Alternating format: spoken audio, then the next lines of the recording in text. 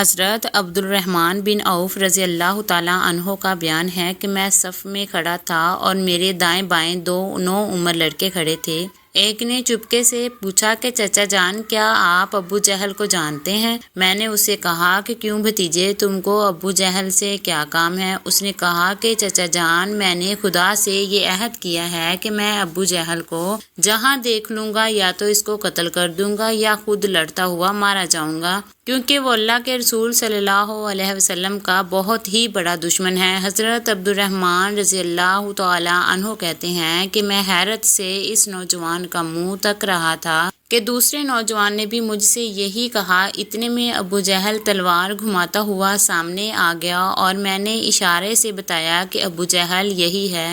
بس پھر کیا تھا، یہ دونوں لڑکے تلواریں لے کر اس پر اس طرح جس طرح باز اپنے شکار پر جھپٹتا ہے، دونوں نے اپنی تلواروں سے مار مار کر ابو جہل کو زمین پر ڈھیر کر دیا۔ یہ دونوں لڑکے حضرت معاذ اور حضرت معاذ رضی اللہ تعالیٰ عنہ تھے، جو افرا کے بیٹے تھے۔ ابو جہل کے بیٹے اکرمہ نے اپنے باپ کے قاتل حضرت معاذ رضی اللہ تعالیٰ عنہ پر حملہ کر دیا اور پیچھے سے ان کے بائیں شانہ پر تلوار ماری، جس سے ان کا بازو کٹ گیا، لیکن تھوڑا سا چمڑا باقی رہ گیا تھا اور ہاتھ لٹکنے لگا۔ حضرت معاذ رضی اللہ تعالیٰ عنہ نے اکرمہ کا پیچھا کیا اور دور تک دوڑایا، مگر اکرمہ بھاگ کر بچ نکلا۔ حضرت معاذ رضی اللہ تعالیٰ عنہ اس حالت میں بھی لڑتے رہے، لیکن کٹے ہوئے ہاتھ کے لٹکنے سے زحمت ہو رہی تھی تو انہوں نے اپنے کٹے ہوئے ہاتھ کو پاؤں سے دبا کر اس زور سے کھینچا کہ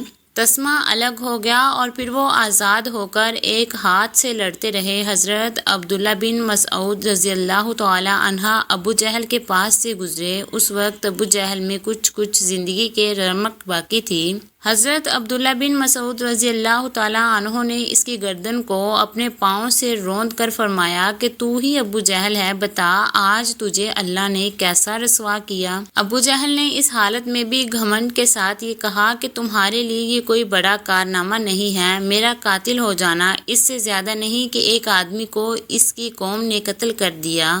ہاں، مجھے اس کا افسوس ہے کہ کاش مجھے کسانوں کے سوا کوئی دوسرا شخص قتل کرتا۔ حضرت معاذ اور حضرت معاذ رضی اللہ تعالیٰ عنہ چونکہ یہ دونوں انصاری تھے اور انصار کھیتی باڑی کا کام کرتے تھے اور قبیلہ قریش کے لوگ کسانوں کو بڑی حقارت کی نظر سے دیکھا کرتے تھے، اس لیے ابو جہل نے کسانوں کے ہاتھ سے قتل ہونے کو اپنے لیے قابل افسوس بتایا۔ جنگ ختم ہو جانے کے بعد حضور اکرم صلی اللہ علیہ وسلم حضرت عبداللہ بن مسعود رضی اللہ تعالیٰ عنہ کو ساتھ لے کر جب ابو جہل کی لاش کے پاس سے گزرے تو لاش کی طرف اشارہ کر کے فرمایا، ابو جہل اس زمانے کا فرعون ہے۔ اور پھر عبداللہ بن مسعود رضی اللہ تعالیٰ عنہ نے ابو جہل کا سر کاٹ کر تاجدار دو عالم صلی اللہ علیہ وسلم کے قدموں پر ڈال دیا۔